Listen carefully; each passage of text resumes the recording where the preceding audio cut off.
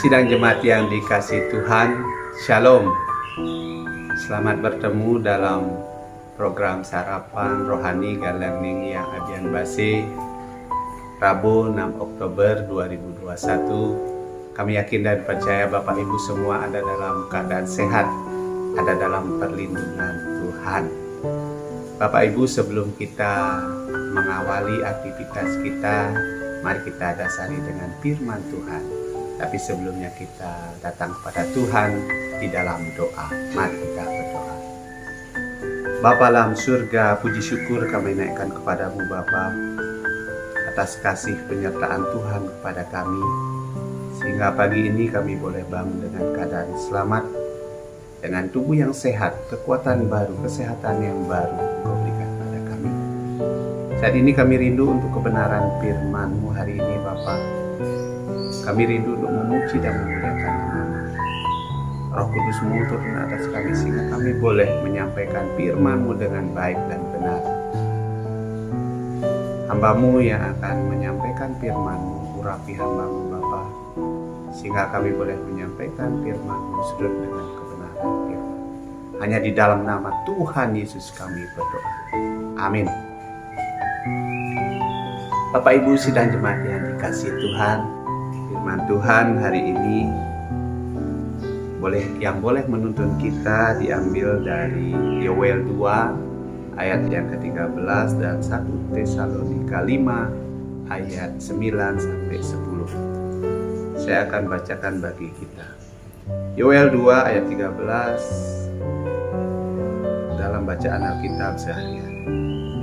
Ia, Tuhan panjang sabar dan penyayang, murah hati dan penuh kasihan, senang mengampuni dan tidak suka menjalankan hukuman. Dan dari 1 Tesalonika 5 ayat 9 sampai 10, Allah tidak menetapkan kita untuk ditimpa murka, tetapi untuk beroleh keselamatan oleh Yesus Kristus, Tuhan kita yang sudah mati untuk kita. Diberikan tema untuk perenungan firman Tuhan hari ini, Allah yang baik dan murah hati. Bapak Ibu, saudara yang dikasihi Tuhan, setiap orang pasti pernah merasakan kebaikan Tuhan dalam hidupnya. Tetapi masih juga ada yang menanyakan seberapa besar kebaikan Tuhan dalam hidup mereka. Bangsa Israel pada zaman Nabi Yoel sangatlah memprihatinkan. Mereka tidak bisa menjadi panutan bagi bangsa-bangsa lain.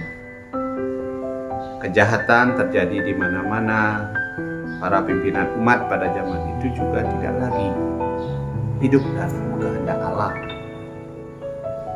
Dan dalam situasi yang demikian, Nabi Yoel menyerukan kepada umat Israel pada saat itu untuk berbalik dan bertobat dari dosa-dosa mereka.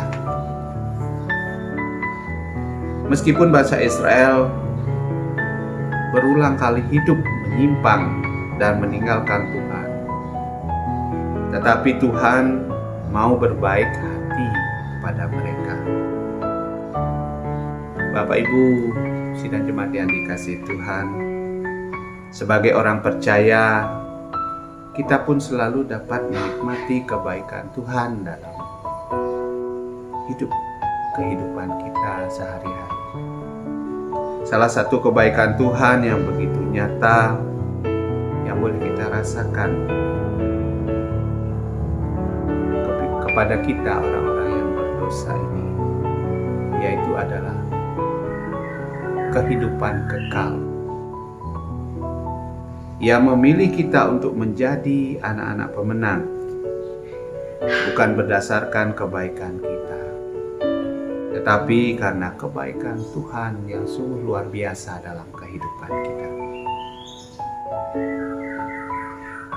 Karena kebaikan Tuhan yang begitu luar biasa dalam kehidupan kita, Ia rela menyerahkan anaknya yang tunggal untuk diserahkan sebagai jalan penebusan bagi dosa-dosa manusia. Itulah kebaikan Tuhan yang tidak dapat terhingga, yang tidak dapat kita ukur oleh apapun.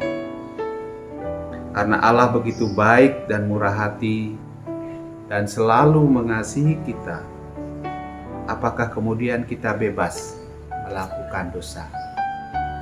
Tentu saja tidak. Bapak Ibu Saudara yang dikasihi Tuhan, Tuhan rindu agar kita tulus mengakui dosa-dosa kita dan menerima pengampunan darinya. Tuhan tidak akan berhenti mengasihi kita dengan kasih setianya yang tidak terbatas.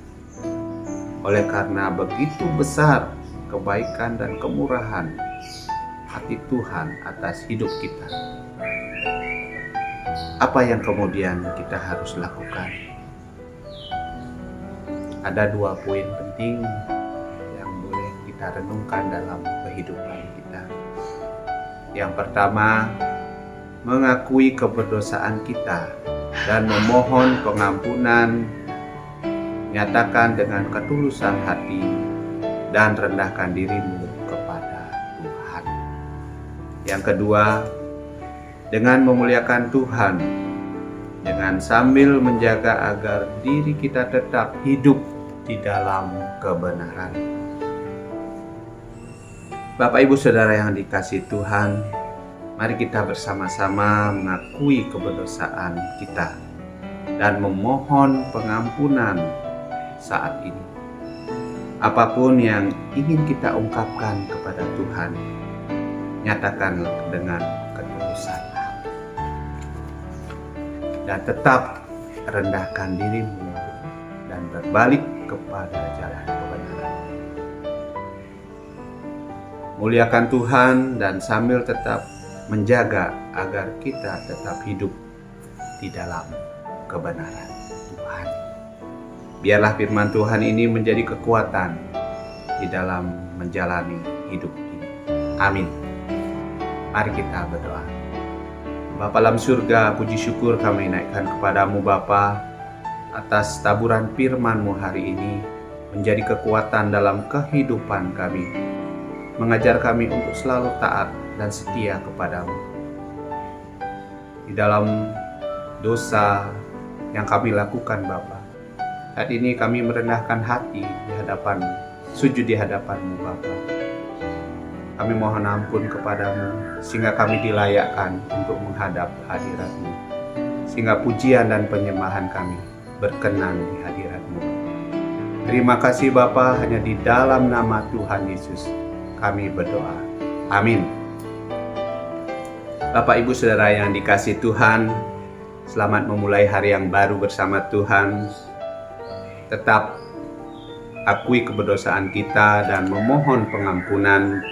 Nyatakan dalam ketulusan hati, dalam kerendahan hati, dan jangan pernah berhenti memuliakan Tuhan sambil menjaga agar kita tetap hidup di dalam kebenaran.